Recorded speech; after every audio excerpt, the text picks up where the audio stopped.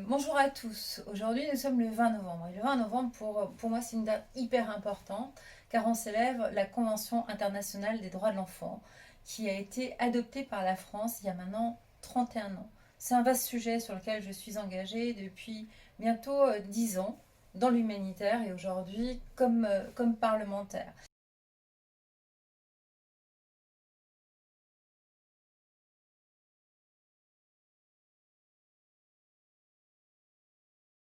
Avec le confinement, les MENA à l'hôtel dans mon département se sont retrouvés privés pendant des jours, voire des semaines, d'accès à un lieu de restauration.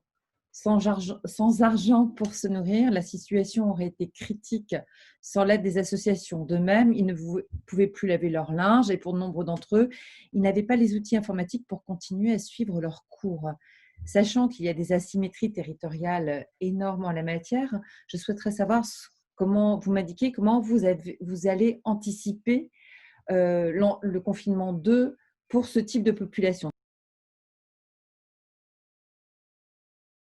L'éducation nationale accueille 15 000 services civiques qui jouent un rôle extrêmement intéressant dans une relation de pair à pair avec les élèves, notamment sur des sujets comme essentiels comme la citoyenneté ou l'environnement. Le gouvernement a annoncé la création de 100 000 missions supplémentaires d'ici à la fin 2021 et je souhaiterais savoir comment vous envisagez la montée en puissance de cette ressource, le cas échéant, au sein de l'éducation nationale. Je vous remercie.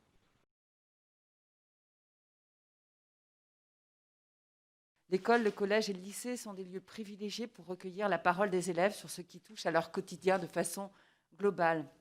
Est-ce que depuis le déconfinement, voire la rentrée, vous avez constaté plus d'informations préoccupantes qui vous sont remontées par rapport aux élèves? Et j'en profite pour saluer votre proposition, monsieur, de mettre en place une cellule de veille pour mieux repérer les enfants qui sont en difficulté, et j'allais dire, quelles qu'en soient les raisons.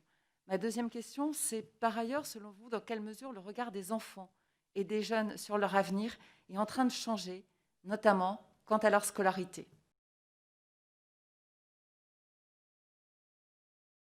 Les associations de solidarité que nous avons entendues dans le cadre de cette commission, ainsi que le Secours populaire, nous ont alerté sur le nombre croissant d'étudiants qui sont dans l'extrême pauvreté et qui font appel à leur aide. En juillet dernier, une enquête Ipsos commandée par la FAGE alertait sur le fait que 74% des étudiants ont été confrontés à des difficultés financières depuis le mois de mars.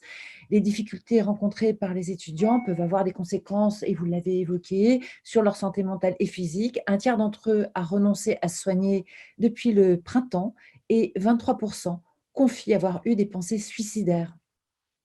Il est malheureusement à craindre que nous ne soyons qu'au début de cette crise et que de nombreux étudiants se verront contraints de renoncer à leurs études. Vous avez évoqué de nombreuses pistes, mais j'aurais souhaité connaître votre point de vue sur des solutions intergénérationnelles qui pourraient être explorées, notamment en matière de logement et d'entraide, voire des solutions qui prendraient davantage appui sur les associations qui jouent un rôle majeur dans la vie étudiante. Je vous remercie. Donc très bientôt, nous allons rendre un rapport qui met en exergue tout ce que l'on devrait mettre en œuvre pour renforcer l'accès aux droits des enfants.